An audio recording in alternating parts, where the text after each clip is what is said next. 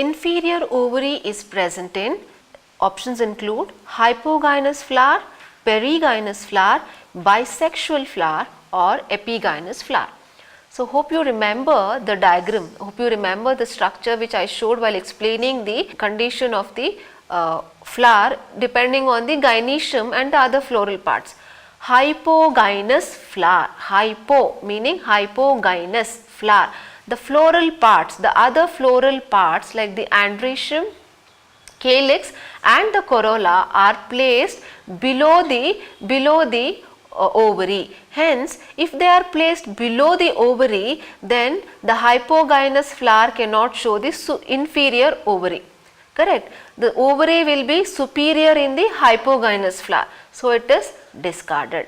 Perigynous flower. Here, the ovary is half placed above the thalamus, half placed below the thalamus. So, it cannot be considered inferior or mostly superior as well. So, again this is discarded. So, bisexual flower is an entirely different condition wherein the flower has both the sexes, androecium and the gynoecium, or the male and the female sex organs are present in the same flower. So, that cannot be the answer for the present question. So, that is discarded. Coming to the last option, epigynous flower.